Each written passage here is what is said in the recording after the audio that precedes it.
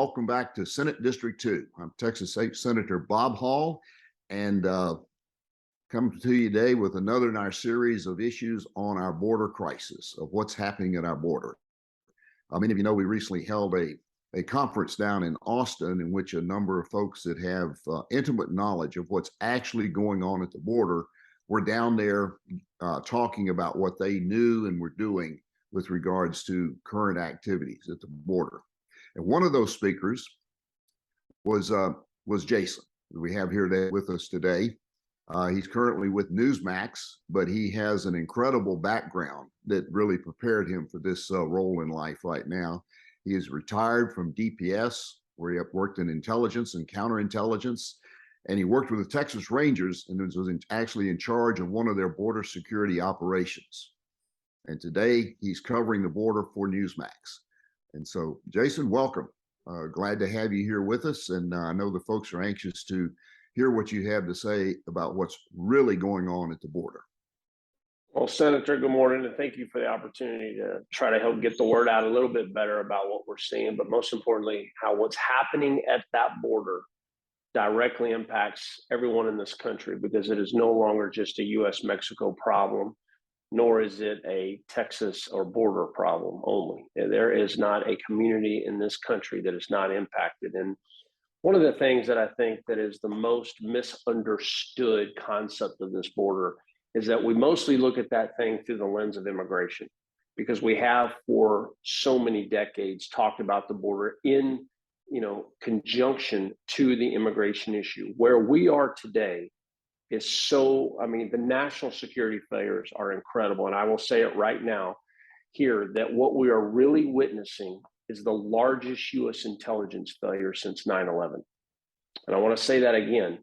What we are really witnessing is the largest U.S. intelligence failure since 9/11. And I know as I'm saying that, some of the people that are watching right now are probably going, well, hang on. This was all put together by the administration of the Biden administration by design. And if you said that, immediately you need to know you're looking at it through the lens of immigration, because you're absolutely right. It is a huge problem. It is a massive problem, but it is one layer of the cascading impacts of the border failure. Because one of the issues that we never get told about are the cartels and their impact on the American people, especially through the lens of overdoses in this country right now. We call it overdoses, Senator, but really what we're talking about are poisonings, as the cartels have advanced in their capabilities of how not only are they creating deadly drugs like methamphetamine and fentanyl, but they're creating different layers of it. So what I'm going to do today real quick is walk you through their evolution, what the cartels are today, and how they have weaponized drugs that is impacting so many Americans. Because we've lost in just 1 year in fiscal year 2021, we lost 107,622 Americans, according to the CDC. We call those overdoses, but really those are poisonings because of the type of drugs that they're using now and that they're manufacturing. But the question you all have to ask is, one, why are we not being told what's really happening with Mexico as it's now falling into becoming a narco state? And second, why are we not being told what has happened with these cartels? So let me walk you through that real quick here, if I could. In 2006, we saw a major shift. This is where the Mexican cartels went from organized crime into an insurgency. You may remember the Calderon administration in Mexico at that point began using their most elite special forces in Mexico to go after those cartels.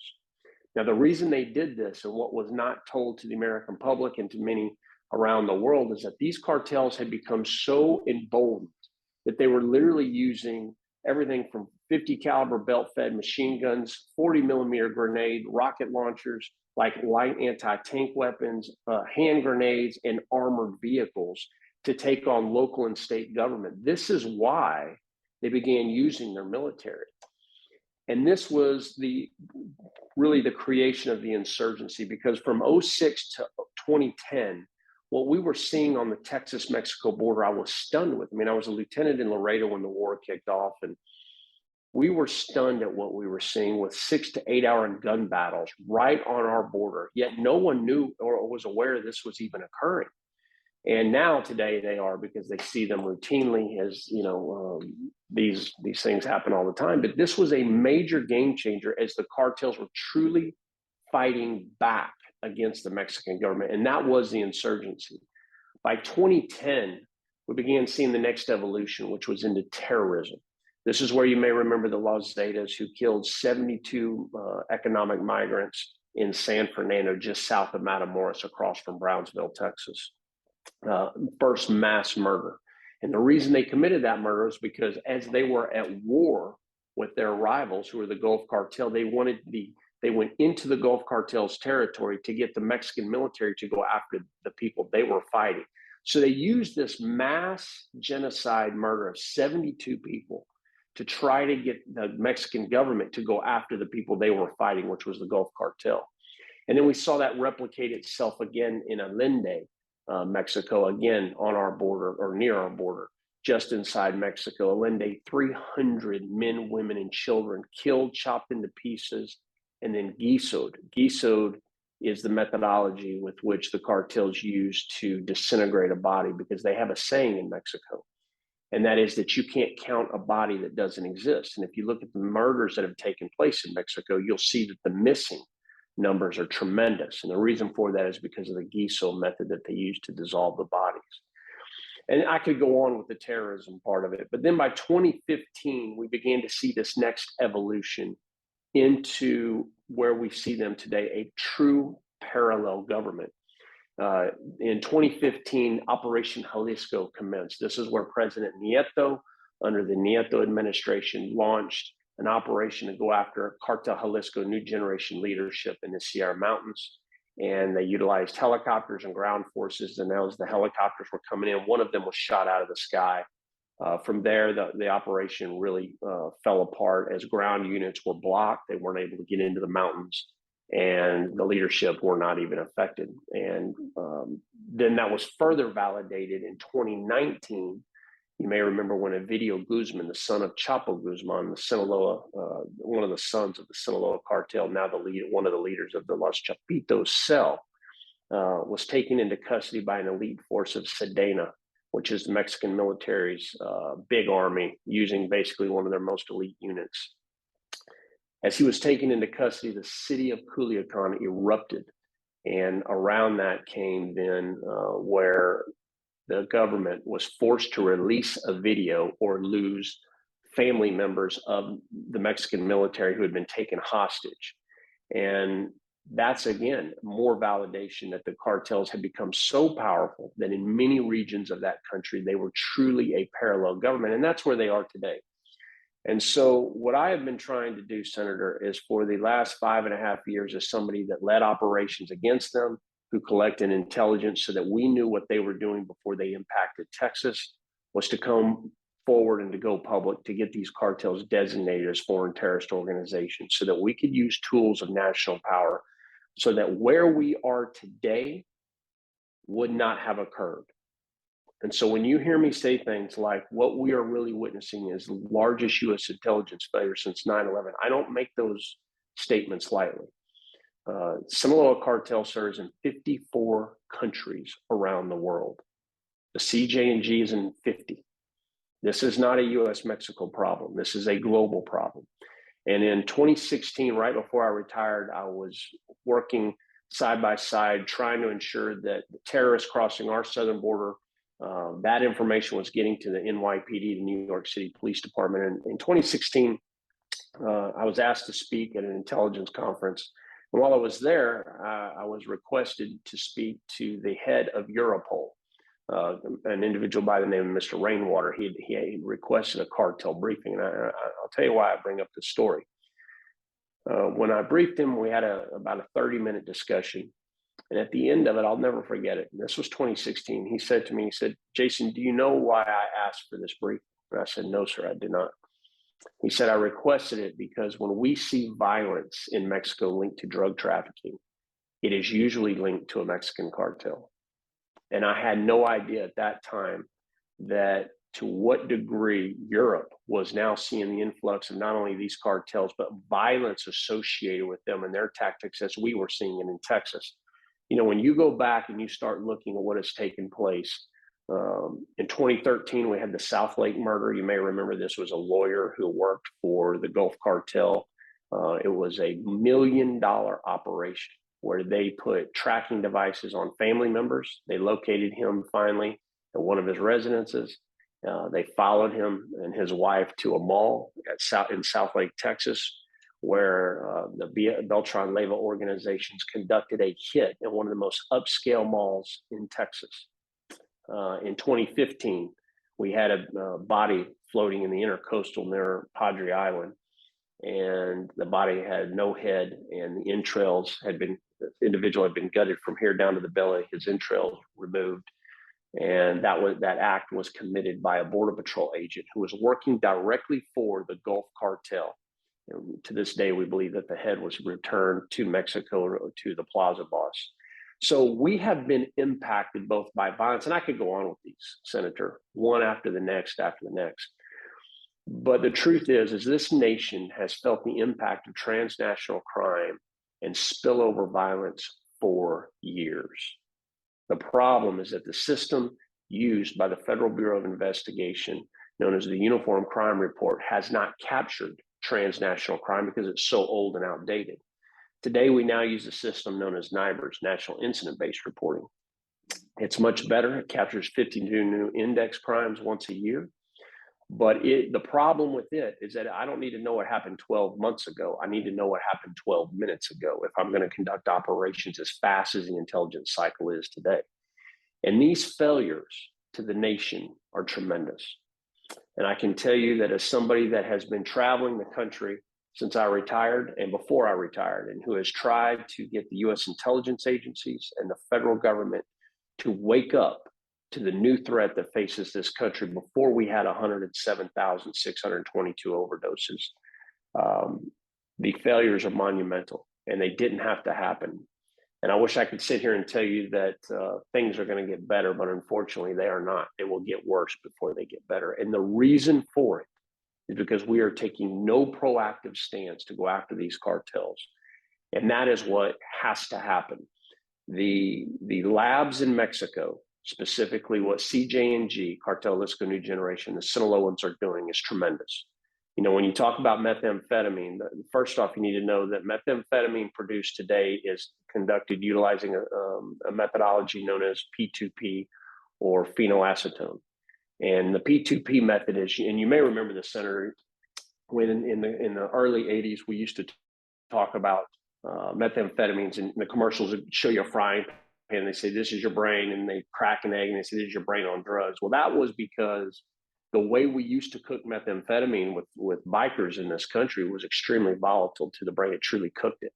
We got away from that by outlawing P2P, and then the cartels took that on. And so now that methodology, the method by which they cook it, is much more dangerous to the user. Second, fentanyl. You hear a lot about China and what China is doing, and all of that. And that's not a lie. Here's what they don't talk to you about, is that China has to use the cartels. And the reason they have to utilize them is because they have the logistics to not only produce and manufacture deadly fentanyl, but they also have the logistics like the Halcon network, which is the lookouts that operate on our border that give them the operational control of it. And then they also have the logistics to move this deadly poison into the country. But then also they work with tier 1 gangs and other US-based gangs across the country to push this poison. So they are the logistics side of this. And the reason I am so frustrated with the failures of the federal government is because they continue to talk about China. Nothing wrong with that, but here's the issue. You've got to go after the people who are producing it, manufacturing it, and then have the logistics to get it across our border and then dispense it into the country. And we are doing nothing against them outside regular investigations domestically. I'm very read in on what is happening in Mexico, and it is a disaster. These labs are massive. You're talking about pill mills that are able to produce millions of fentanyl pills at a time, and you see that in the seizures that we're now seeing across the country with 1 million+ pills. When you look at methamphetamine, some of these labs and what we call mega labs in Mexico are able to produce anywhere from 2 to 5 tons of methamphetamine a week. So we've got to go after and destroy these labs and then target these cartels. If there is a perception that we can arrest our way out of this or that we can seize our way out of this, I want to be very clear as somebody that knows everything that our government is able to do under the Fourth Amendment, which I love the Fourth Amendment. It's one of the brainchilds of the founding fathers to protect our citizens against unreasonable searches and seizures. Our system moves slow by design, and we all want it that way. But when we talk about working outside the boundaries of this country, we have to understand that these cartels are beyond the capabilities of the Department of Justice, and that we've got to utilize the full tools of national power to crush them. And I can tell you this, as somebody that knows these cartels very, very well, and I communicate with them on a weekly basis, if you think that they are going to go away, let me be very clear, they are not. And they themselves will tell you that they are out of control. We're not the only ones being impacted. The Mexican people have lost over 300,000 citizens since 2007. The corruption in Mexico is at the highest levels as that country has now fallen into a narco state. No one wants to tell the American people this, Senator. I say it every day, either on national television or in any form that I possibly can. We have got to get them designated as terrorists, and we have got to go after them and do everything that we can in our power as the state of Texas, working with other states or working with the federal government. If they're not going to work with us, then we've got to go at it alone. But guys, I can tell you this will not get better until we go after them. Let me just talk about this for a second here, because I think you hit on what's a very, very important point that's being missed across the board. After 9/11, we did not hesitate to identify those Islamic terrorists, ISIS in particular, that came after the United States and killed some 3,000 people. That was tragic. But in reality, that is a small number compared to the number of people that the cartels are killing here in the United States with fentanyl. In just a year alone, that number that were killed in the towers was a small number. And yet we didn't hesitate. We were very quickly to designate them as terrorists and do everything short of declaring war. We deployed our troops en masse to go after them at the source, to keep the fighting off of United States soil. There was no hesitation to do that. And I think what you're saying here is we are in the same kind of war with the cartels as we were with ISIS. We are with a group that has some kind of a perverted business plan that wrapped into it is a way to one of the big differences between the cartels and the ISIS terrorists is the ISIS just wanted to kill Americans, period. The cartel have figured out a way to make a whole lot of money while killing Americans at the same time. And that's a strange perversion of this thing that I think that we've got to figure out a way to recognize. And I agree with you completely of being a terrorist organization. And so I just think that that's just one point I'll make people understand. This is no different than what ISIS did to it. It's just more perverted. I think it's well said, sir. And, we have got to take action. The lack of action occurring at the federal level, to me, I will tell you, as somebody that comes from the Homeland Security enterprise, I am still stunned by it. Their job is not to worry about what's happening on the left and the right and the up and the down. Their job is to tell the American people the threats that we face and to mitigate those threats and to go after them. And the lack of action from these executive leaders in the federal system, the lack of action from the U.S. intelligence agencies is absolutely stunning to me. Stunning. And there's a lot of reasons for it. Some of it has to do with the fact that one of our number one trading partners in the world, Mexico, has become a narco state, and it doesn't look good. And I get that, but it doesn't matter. Last week, I interviewed in Arizona a mom who lost her 17-year-old daughter who took one fentanyl pill and was found deceased in her bed the next morning. And to listen to that mom tell that story, we put these numbers out like 107, 622 people died. But we have to remember that is about, you can multiply that by about 4 to everyone that died, a family's destroyed. They are the forgotten Americans. That's what I call them, Senator, because let me tell you what has happened to this country and what we've allowed this evil to do. And I truly mean that. When we're talking about these cartels, if you look at what they do to people in Mexico, where they cut their faces off while they're alive, pull their hearts out, burn their faces off, cut them up in pieces, fillet them in front of video cameras, and then post it. These are terrorists. And how the Homeland Security enterprise could fail at this level, as somebody that worked in it as long as I have, I am absolutely stunned and absolutely ashamed by it. And we all should be as Americans. Help bring the ends of this thing together, get closure on understanding how the cartels, which are primarily driven by money, that's where they are. As I understand it. And if I'm not correct, straight, but their goal is to make money. How is it that they can kill as many people as they kill in their pursuit of making money and not end up putting themselves out of business? I mean, they're killing their customers, and with the candy, it appears that they just have some sideline of some kind of sadistic, sick, perverted humor they have in just killing kids for the fun of it on the candy that's been laced with it. I don't help folks understand how that makes sense. It's a great question. I get asked it quite a bit. The cartels have 2 goals. One is to make money so that they can have power. And what they have learned is that the more money they make, the more power they're able to acquire in Mexico and then in other countries as well. So how could they go after their own customers who are dying and think that that's a good model, that works? And the answer is very clear. It's not my answer. It's not what I think. It's what they tell me. And that is, they don't care. And you have to remember, we are told constantly on the national news that these cartels, that their main thing here is what? That if the U.S. didn't have such a drug problem, that they wouldn't be in business. Here's the problem with that. We are one economy for them. They do not care. They are a global problem, not a U.S. problem. And that's the real issue here, is that everyone is so outdated in the way they are really thinking and what they think. And that's why I do what I do, sir, because I know them intimately very well. I talk to them routinely, and they will tell you that they're out of control. Look at what they're doing to their own countrymen. Mexico has a massive drug problem. A lot of people are not aware of that.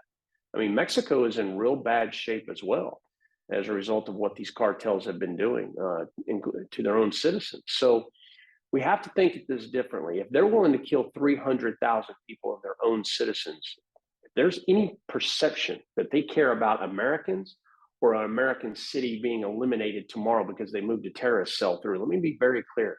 You don't know them.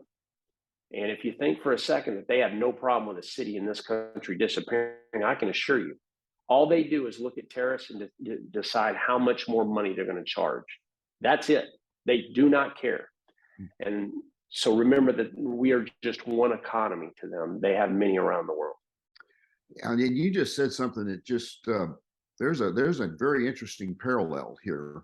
You said the more money that they make, the more power that they have. Think about our own federal government. The more money they spend, the more power they have. The more money they spend in our public schools, the more power they have over what's being taught. The more money they made available during the COVID, the more they were able to control what was happening. And actually, it was the federal government, by spending its money and making sure that the pharmaceutical companies were protected, that they inflicted a lot of death in this country. The federal government did. That money gave them the power to control the therapeutics, the drugs that people were allowed to get.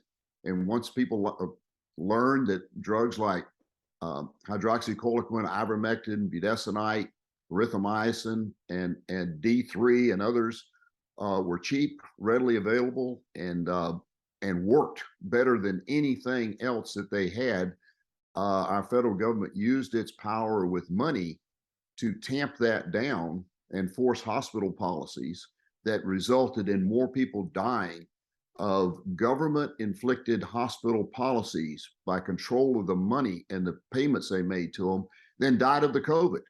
That the people, they may have died with the COVID, but it was the hospital policies that were being dictated by the government because of its use of its money. And that's kind of scary to me to think about. We've got basically the same thing happening with our federal government as what the cartels are doing to us, not just the U.S., but around the world. You know, Senator, I'll tell you, I have a lot of concerns about what's taking place right now. I cannot wrap my mind. You know, my thing is crime, and my thing is border and cartel specifically. But I will tell you that it is stunning to me that we can be where we are with the problems and the level of scope of the problem. You know, I just got back from Arizona. I've been embedded out there with the Pinal County Sheriff's Office. Mark Lamb, an incredible sheriff in Arizona. And to see the level of smuggling occurring 80 miles into the United States and the pursuits that are taking place just back to back, and then people bailing out and running on Interstate 10 after they walked 5 days through the desert, camouflaged head to toe. We have a lot of problems and a lot of challenges in this country right now. I mean, a lot, including the ones you just mentioned. And where I was going with this is that I want everyone to know that these problems are fixable. This border issue that we have been talking about, Senator, as if it's some mystical thing that just can't be fixed, is wrong. It absolutely can be fixed. And even the immigration layer, all of it. But we're going to have to get tough. I mean, real tough. We have to look at what has taken place. These cartels are as violent as ISIS and other Middle East terrorists. I know that in our world, in the West, what we do is we put terrorists here from the Middle East, and we put the Mexican cartels here. If we were talking to a cartel member, Senator, right now, this is how they look at it, because there is no training they can get from Middle East terrorists. There is no capability they can learn from them. They don't look at them as anything except a way to make money by moving them through Mexico to get into the United States. They just charge that much more. The problem is that the American people haven't been told, and no solutions have been provided. And that's exactly why I'm doing what I'm doing, because I know the solutions, and we've got to change policy and start going after them. Right, because, and I think what you pointed out early on, I'd like to just kind of wrap up by bringing that to the forefront again. Our problem at the border is not immigration. Our problem at the border are cartels and the deaths of Americans. The issue of immigration, of folks coming to America to live, is being used to cover up what is actually happening. Yes. To Americans. You just nailed it. Of people coming here that cost us some extra money is basically insignificant compared to the number of Americans that are being killed and our liberties being challenged, actually being controlled by foreign cartels that have taken over our border and our country, and that they rule it. And they're using the issue of women and children coming here just as a cover, so that it's not talked about on the nightly news. Would you agree with that? Sir, I think what you just said absolutely nailed it. You would never have this. They would never have been allowed to become what they have become, these cartels, and have so much influence in Mexico to take over that country the way they have, if this immigration issue didn't exist. If we removed this and everyone was able to finally see across the country, not just half of it, what is really taking place, the cartels would have never been able to get away with what they've been able to get away with. You are absolutely right. And that's why I separate the issue, because I'm not saying that the immigration issue is not important. I'm not minimizing that. I'm saying it's one issue of multiple cascading impacts affecting Americans. And it has been masked because of the immigration issue. And if we could just separate that for a little while, recognize what has happened, we could bring so much to the table to help both people in Mexico and this country. And we've got to do it. And we've got to do it with a sense of urgency, Senator, like never before. You know, when you sit down with a mom who lost her 17-year-old daughter, it puts it in perspective, because we're losing about 300 people a day in this country to the deadly fentanyl. And there are just a few like Newsmax and a few other basically independent, non-mainstream media folks out there that are talking about this.